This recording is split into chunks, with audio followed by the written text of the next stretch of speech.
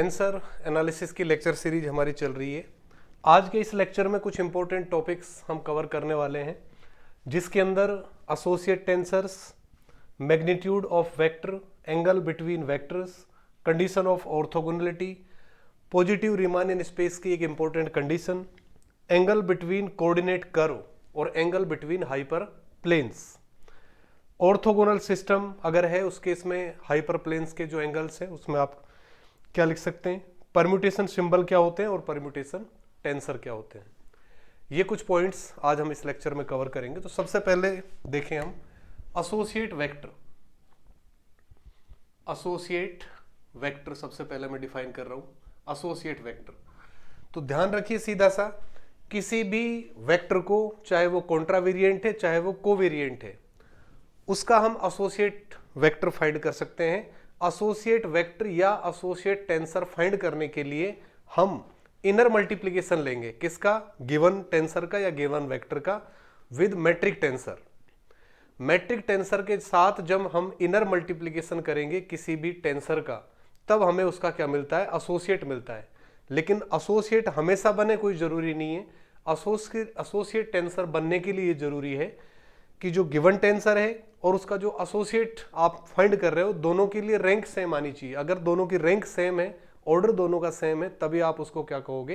Associate tensors कहे वो एक दूसरे के, अदरवाइज वो एक दूसरे के एसोसिएट टेंसर्स नहीं होंगे। जैसे सबसे पहला मैं लिख रहा हूं associate vector. Suppose A I आपका कोई भी A I is covariant vector. Covariant vector, suppose A I कोई भी कोवेरिएंट वेक्टर है, इसका एसोसिएट टेंसर सपोज आपको फाइंड करना है। ठीक है, तो अब एसोसिएट टेंसर फाइंड करने के लिए इसका मुझे इनर प्रोडक्ट करना पड़ेगा। ए आई का क्या करना है मुझे? Inner product. किसके साथ? या तो मैट्रिक टेंसर के साथ या फिर उसके कॉन्जुगेट के साथ। लेकिन अगर मैट्रिक टेंसर से मैं इसका करता हूं इनर मल्टीप्लीकेशन, या मैट्रिक टेंसर से अगर मैं करूंगा तब तो इनर मल्टीप्लीकेशन होगा ही नहीं, क्योंकि इनर मल्टीप्लिकेशन के लिए कॉन्ट्रैक्शन हम करते हैं, और कॉन्ट्रैक्शन करने के लिए एक अपर इंडेक्स को और एक लोअर इंडेक्स के बराबर रखते हो आप। लेकिन यहां पर तो सारी लोअर इंडेक्स हो गई, इसलिए मैट्रिक टेंसर से नहीं करके इसको मैं किससे मल्टीप्लाई करूंगा? कॉन्जुगेट से। तो ये कर दिया मैंने जी आई जे और इक्वल टू। अब जी आई जे से जब कर रहे हैं तो आई तो डम इंडेक्स बच गया, अपर में केवल जे बचेगा, तो इसको मैंने इससे डिनोट कर दिया ए जे। क्या लिख दिया मैंने? ए जे, क्योंकि आई डम इंडेक्स हो चुका है, अपर इंडेक्स केवल क्या बचेगी यहां पर? जे। तो यहां पर आप देख सकते हो, एक इधर तो क्या है? ए आई, ठीक है, और इधर क्या है मेरे पास? A J. A I and A J are called associate vector, are called associate vectors of each other, of each other. तो ये एक दूसरे के एसोसिएट वेक्टर कहलाएंगे। इसकी रैंक क्या है? 1, इसकी रैंक भी क्या है? 1। ठीक है, तो आपको ध्यान रहे, अगर आप कोवेरिएंट वेक्टर का एसोसिएट वेक्टर निकाल रहे हो तब वो क्या होगा? कॉन्ट्रावेरिएंट वेक्टर। ये भी एक डायरेक्ट क्वेश्चन है। ठीक है, आप इस तरह से लिख सकते हो associate of covariant vector, covariant vector is a contravariant vector, contravariant vector. इसी तरह से एसोसिएट ऑफ कॉन्ट्रावेरिएंट वेक्टर क्या बनेगा? Covariant vector. तो कोवेरिएंट वेक्टर का एसोसिएट करोगे तो कॉन्ट्रावेरिएंट वेक्टर मिलेगा, कॉन्ट्रावेरिएंट वेक्टर का एसोसिएट अगर फाइंड करोगे तो क्या मिलेगा? कोवेरिएंट वेक्टर मिलेगा। ठीक है, पहली चीज तो ये। तो ये तो मैंने किसके लिए डिफाइन कर दिया? वेक्टर के लिए। अब किसी भी टेंसर का अगर एसोसिएट आपको लिखना है, अब आप ध्यान देना यहां पर टेंसर्स के लिए मैं किस तरह से लिखूंगा।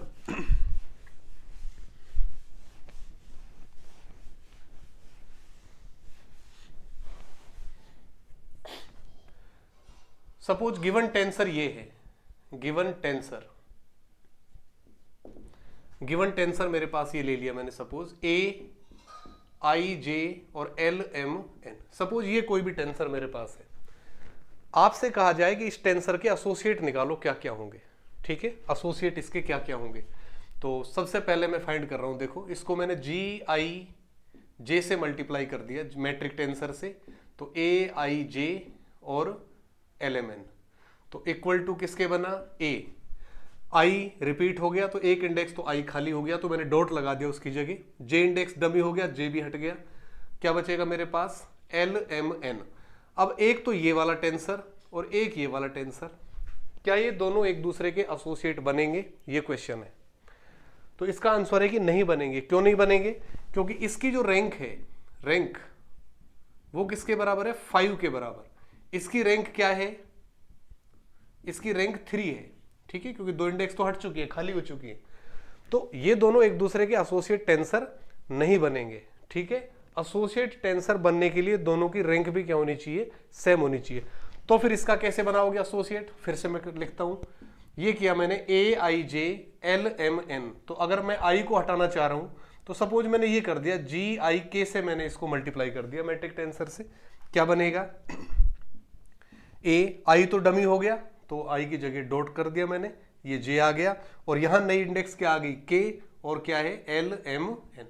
अब आप देखो इसकी रैंक कितनी है? 5, इसकी रैंक कितनी है? 5। अब ये दोनों एक दूसरे के क्या है? एसोसिएट टेंसर है। तो जब भी आप अब किसी भी टेंसर के आप बहुत सारे एसोसिएट टेंसर निकाल सकते हो, इसके मैं बहुत सारे टेंसर निकाल सकता हूँ एसोसिएट। मैं ये भी कर सकता था इसमें, इस तरह से देखो, ए आई जे एल एम एन मैंने ये कर दिया, सपोज जी आई पी कर दिया मैंने, और जी जे क्यू कर दिया मैंने, 2 बार मल्टीप्लाई कर दिया मैंने, किससे? मैट्रिक टेंसर से। तो अब क्या हो रहा है देखो, आई रिपीट हो चुका है तो आई खाली हो गई इंडेक्स, जे रिपीट हो चुका है, जे इंडेक्स खाली हो गई, ये तो डमी हो गई। अब लोअर में पी और क्यू आ गए, पी आ गया, क्यू आ गया, और एल एम एन। अब भी ये एक दूसरे के एसोसिएट है। क्यों? क्योंकि इसकी रैंक कितनी है? 5, इसकी रैंक कितनी है? 5। तो ये दोनों एक दूसरे के क्या बन रहे हैं? एसोसिएट टेंसर बन रहे हैं। तो इस तरह से आप एसोसिएट टेंसर फाइंड कर सकते हो। एक चीज आपको ध्यान रहे, वेक्टर्स के केस में एक इंपॉर्टेंट स्टेटमेंट है, associate of associate, associate of associate of associate of associate is vector itself, vector itself, ठीक है। तो कोई भी अगर वेक्टर आपके पास है, उसका आपने एसोसिएट टेंसर बनाया, ठीक है, और उसका फिर से एसोसिएट करोगे तो वापस आपको वही वेक्टर, यानी कि 2 बार एसोसिएट जैसे आप करोगे तो वापस आपको वही वेक्टर मिलेगा, ठीक है। तो ये तो मेरा एसोसिएट टेंसर वाला टॉपिक हो गया। इसके बाद है मैग्नीट्यूड ऑफ वेक्टर। किसी भी वेक्टर का मैग्नीट्यूड किस तरह से आप लिखोगे? तो मैग्नीट्यूड जिस तरह से यूक्लिडियन ज्योमेट्री में हम लिखते थे, सेम उसी तरह से यहां पर मैग्नीट्यूड लिखा जाएगा, ठीक है। तो आप ये लिखेंगे, let A I is a contravariant vector, contravariant vector, then its magnitude,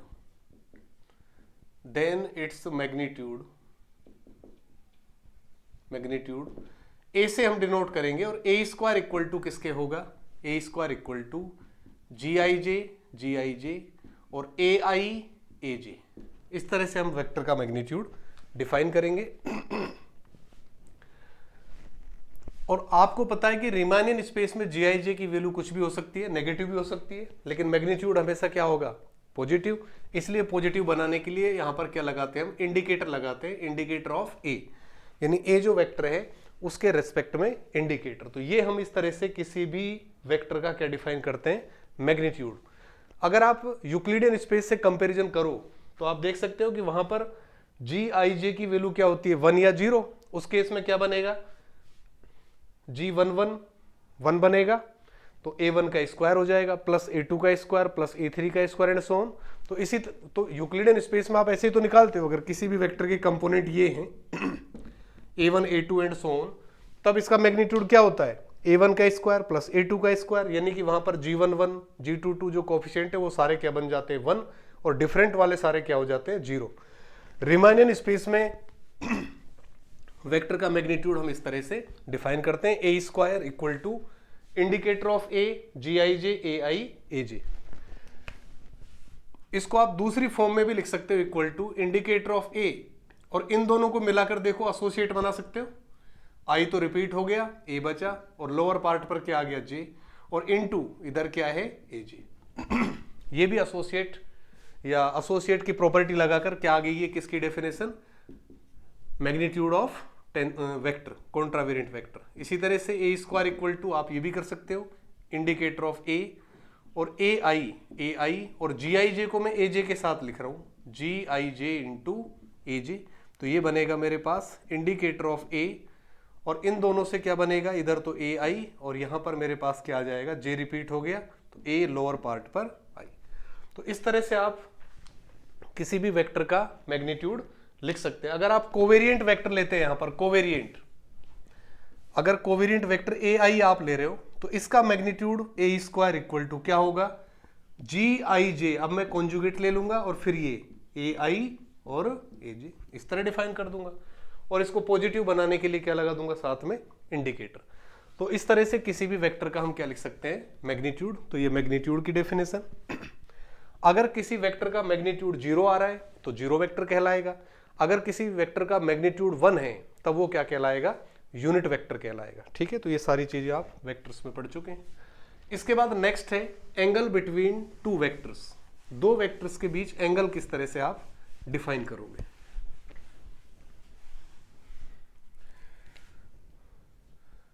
let theta is angle between AI and BI। Suppose AI और BI दो वेक्टर हैं, इन दोनों के बीच का एंगल थीटा है, तब cos थीटा इक्वल टू क्या लिखेंगे, then cos theta equal to ये होगा जी आई जे और ये AI और BJ। एक ध्यान रहे, एंगल हमेशा क्या बनेगा, स्केलर, इसलिए I को भी मैंने डमी बना दिया, J को भी मैंने क्या बना दिया, डमी। अपॉन क्या करोगे, वेक्टर A का मैग्नीट्यूड A से डिनोट कर रहे हैं और B का मैग्नीट्यूड B से डिनोट कर रहे हैं, मैग्नीट्यूड से क्या कर दिया मैंने, डिवाइड। तो ये दो वेक्टर्स के बीच क्या कहलाएगा, एंगल कहलाएगा। इसको आप इस तरह भी लिख सकते हो, cos theta equal to G I J A I B J upon A, यानी ए आई वेक्टर का मैग्नीट्यूड क्या बनेगा, इंडिकेटर ऑफ ए, और अभी डेफिनेशन लिखवाई थी जी आई जे और ए आई ए जे, इनटू फिर बी वेक्टर का मैग्नीट्यूड इंडिकेटर ऑफ बी, और यह आ जाएगा जी आई जे और बी आई बी जे। तो इस तरह से कोई भी अगर दो वेक्टर आपको दे रखे उन दोनों के बीच का हम एंगल लिख सकते हैं। दो वेक्टर्स के बीच एंगल ए आई ए, ठीक है, वेक्टर ए आई दे रखा है, बी आई है, ठीक है, इसको स्केलर बनाने के लिए मैं जी आई जे ले रहा हूं, आई रिपीट कर दिया मैंने और जे रिपीट कर दिया, नीचे आप क्या लिखते हो, दोनों का मैग्नीट्यूड। ठीक है, सिंपल जो डेफिनेशन लिखते हो, A vector dot B vector, दोनों को मल्टीप्लाई करते हो और फिर आप क्या करते हो, यही तो करते हो, A vector dot B vector upon A का मैग्नीट्यूड और बी का मैग्नीट्यूड। सेम चीज यहां पर की है, पहले दोनों को मैंने मल्टीप्लाई किया है, लेकिन मल्टीप्लाई डायरेक्ट अगर आप करोगे, जी आई जे नहीं लिखोगे साथ में, उस केस में ये स्केलर नहीं बनेगा, आपको स्केलर बनाना है, इसलिए जी आई जे साथ में लगाना पड़ेगा आपको। ठीक है, तो ये cos थीटा हो गया। ऑर्थोगोनलिटी की कंडीशन क्या होगी, ऑर्थोगोनलिटी की कंडीशन, या अगर मैं ये कहूं एक कंडीशन तो ये है, if A I and B I are unit vectors, अगर ये दोनों यूनिट वेक्टर हैं उस केस में क्या होगा, मैग्नीट्यूड ए की वैल्यू 1 हो गई, बी की वैल्यू 1 हो गई, तो फिर cos थीटा का फॉर्मूला ये बचेगा आपका जी आई जे और ए आई और बी जे। अगर वेक्टर यूनिट वेक्टर है तब ये cos थीटा का फॉर्मूला हम अप्लाई करते हैं।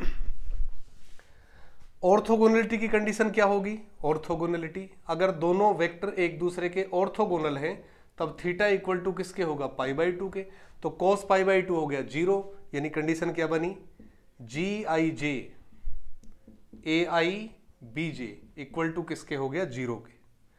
तो दो वेक्टर अगर एक दूसरे के ऑर्थोगोनल हैं उस केस में ये कंडीशन सेटिस्फाई होगी। एसोसिएट की फॉर्म में इसको मैं क्या लिख सकता हूं, इन दोनों को जब मैं मल्टीप्लाई करूंगा फर्स्ट 2 को, तो आई तो रिपीट हो गया, क्या बचेगा, ए जे और into B J equal to 0, ये भी कंडीशन ऑफ ऑर्थोगोनलिटी कहलाता है। इसी तरह मैं ये भी कर सकता हूं, ए आई को तो एज इट इज रहने दिया, जी आई जे को बी जे के साथ मैंने लिखा, तो अब जे रिपीट हो गया, लोअर पार्ट पर आई बचा, यानी कि बी आई इक्वल टू 0। तो ये अलग अलग फॉर्म में, ये भी कंडीशन ऑफ ऑर्थोगोनलिटी है, ये भी कंडीशन ऑफ ऑर्थोगोनलिटी है, और ये भी कंडीशन ऑफ ऑर्थोगोनलिटी है। तो दो वेक्टर्स के बीच आप किस तरह से एंगल लिख सकते हो और उनके बीच में कंडीशन ऑफ ऑर्थोगोनलिटी किस तरह से लिखी जा सकती है, ये सारी चीजें हमने यहां पर देखी है। इसके बाद एक वर्ड आता है positive Riemannian space. Positive Riemannian space के अंदर क्या होगा, जो मैट्रिक होगी, metric positive Riemannian space, positive Riemannian space, इसका मतलब है कि जो मैट्रिक लेते हैं हम ds स्क्वायर, ठीक है, मैट्रिक ds स्क्वायर, ये कहें कि जो कोई भी वेक्टर अगर मैं लूं, वेक्टर, ठीक है, उस वेक्टर का जो मैग्नीट्यूड होगा, मैग्नीट्यूड, वो हमेशा ग्रेटर देन और इक्वल टू 0 होगा। अगर कोई इस तरह का स्पेस है जिसमें उस वेक्टर का मैग्नीट्यूड हमेशा ग्रेटर देन इक्वल टू 0 है, तब उस रीमानियन स्पेस को हम क्या बोलते हैं, पॉजिटिव डेफिनेट बोलते हैं, ठीक है। क्योंकि मैंने आपको बताया कि जो GIJ है, क्योंकि आपने ए स्क्वायर इस तरह से डिफाइन किया है, A square equal to GIJ AI और AJ।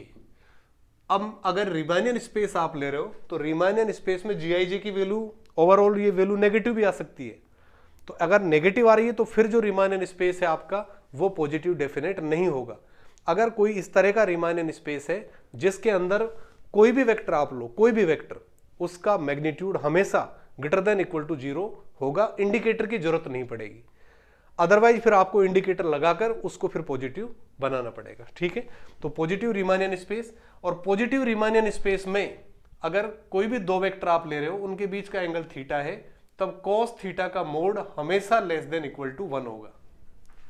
लेकिन किसके अंदर है ये, पॉजिटिव रीमानियन स्पेस के अंदर। जैसे set of real numbers Euclidean space है, उसके अंदर हमेशा पॉजिटिव रहेगा, इसलिए वहां पर cos थीटा मोड हमेशा क्या होगा, लेस देन और इक्वल टू 1 होगा।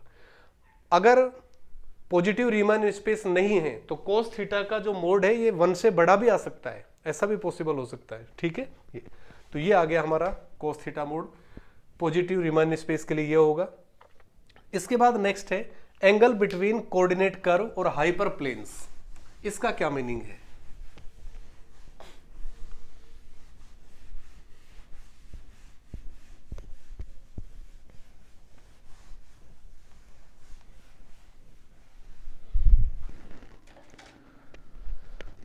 सपोज कोई भी कोऑर्डिनेट कर्व क्या क्या होंगे, देखो आपके कोऑर्डिनेट कर्व मैं 3D के लिए डिफाइन कर देता हूं। 3D के लिए 3 डायमेंशन ज्योमेट्री में 3 कर्व बनेंगे। एक तो x1 कर्व बनेगा, x1 कर्व, दूसरा x2 कर्व और तीसरा x3 कर्व। 3 कोऑर्डिनेट है, ठीक है। तो 3 कर्व बनेंगे, x1 कर्व, x2 कर्व और x3 कर्व। इन कर्व को क्या बोलते हैं हम, कोऑर्डिनेट कर्व बोलते हैं, कोऑर्डिनेट कर्व। या x1 इक्वल टू कॉन्स्टेंट, या x1 कर्व के लिए क्या होगा, x2 equal to constant, x3 constant. x2 curve का इक्वेशन क्या होगा, x1 equal to constant, x3 equal to constant. x3 curve का इक्वेशन क्या होगा, x1 इक्वल टू कॉन्स्टेंट और x2 इक्वल टू कॉन्स्टेंट, ठीक है। तो ये अलग अलग इन जो प्लेन्स यहां पर बनेंगे, जैसे आप किसी भी coordinate, suppose x equal to constant कर रहे हो, y इक्वल टू कॉन्स्टेंट कर रहे हो, z इक्वल टू कॉन्स्टेंट कर रहे हो, तो जो प्लेन वहां पर बनेंगे, इस केस में प्लेन्स को हम क्या कहेंगे, हाइपर प्लेन्स कहेंगे, ठीक है। तो x1 कर्व के लिए अगर मैं देखूं, x1 कर्व और x2 कर्व के बीच का एंगल अगर सपोज मैंने मान लिया क्या है, θ12 है, क्या है, θ12, तब जो फॉर्मूला आता है यहां पर cos θ12 का, cos θ12 इक्वल टू होगा G12 अपॉन रूट G11 और G22, ये cos θ12 का फॉर्मूला। इसी तरह से x1 कर्व का अगर मैं x3 कर्व से एंगल देखूं तो मैं लिखूंगा cos θ13 और इसका फॉर्मूला बनेगा G13 अपॉन रूट G11 और इंटू G33। इसी तरह से cos θ23 का अगर फॉर्मूला मैं लिखूं तो क्या बनेगा, G23 अपॉन रूट G22 और G33। तो अगर आपसे हाइपरप्लेन्स या कोऑर्डिनेट कर्व के बीच एंगल पूछा जाए तो ये कंडीशंस हैं। जनरल फॉर्मूला भी आप लिख सकते हो, जनरल फॉर्मूला यानी कि cos θij इक्वल टू किसके हो जाएगा, Gij अपॉन रूट Gii और इंटू Gj। अब यहाँ पर आई और जे की वैल्यू रखकर आप जो भी आपको चाहिए उसके लिए आप फाइंड कर सकते हो। ठीक है, तो ये एंगल कहलाते हैं किसके लिए, कोऑर्डिनेट कर्व या हाइपर प्लेन्स के बीच के एंगल।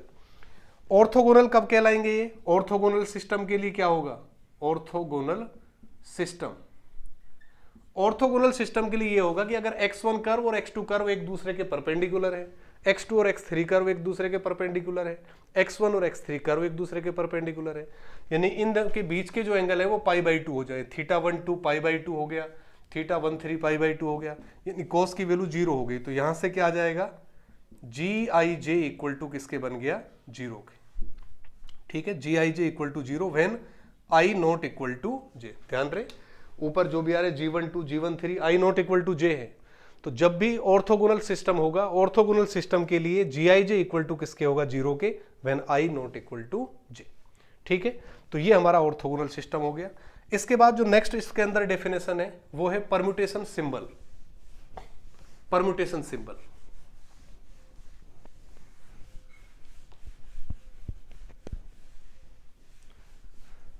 परम्यूटेशन सिंबल क्या है, इसको हम EIJK से डिनोट करेंगे और इसकी डेफिनेशन क्या लेते हैं परम्यूटेशन सिंबल की, EIJK equal to 0 if any two indices are repeated, 1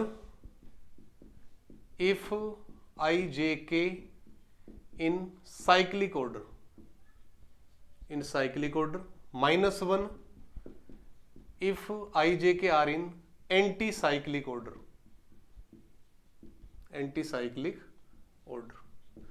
ठीक है। तो ये सिंबल क्या कहलाता है, परम्यूटेशन सिंबल कहलाता है।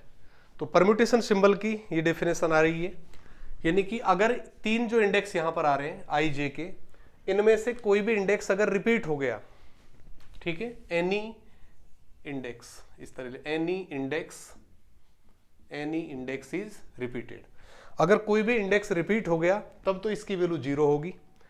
IJK अगर साइक्लिक ऑर्डर में आ रहे हैं तब वैल्यू +1 होगी, IJK अगर एंटी साइक्लिक ऑर्डर में है तब वैल्यू क्या होगी, -1। फॉर एग्जाम्पल आपसे पूछा जाए E123 की वैल्यू क्या है, तो आप देखोगे 1 2 3 ये 1 2 और 3 साइक्लिक ऑर्डर में है तो वैल्यू +1 होगी।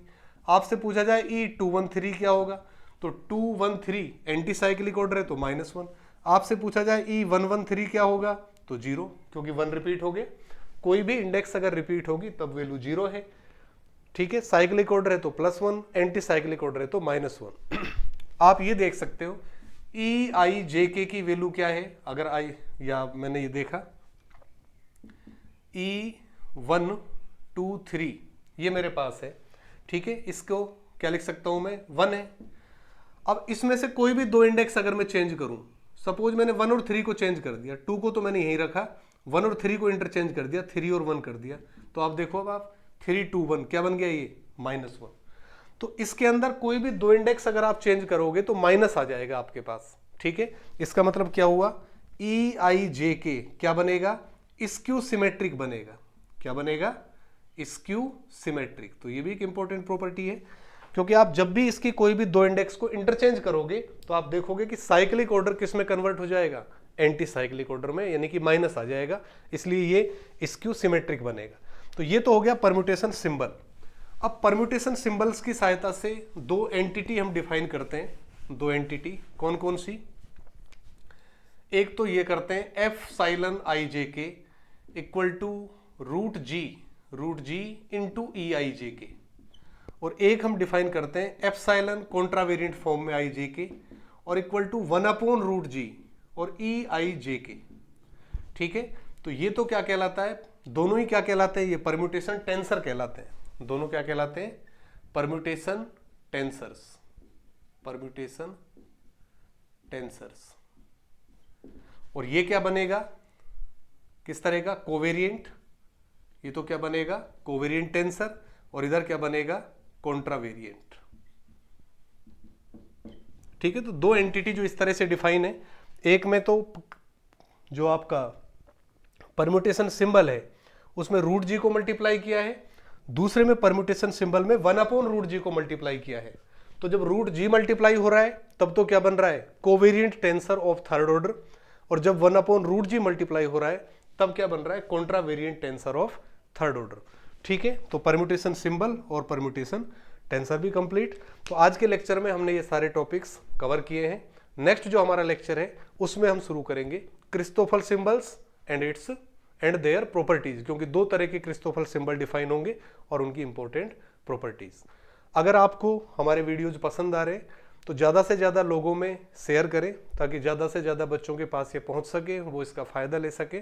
और आप इस चैनल को सब्सक्राइब करें। किसी भी तरह की आपकी क्वेरी है तो आप कमेंट करके हमसे डिस्कस कर सकते हैं। Thanks for watching.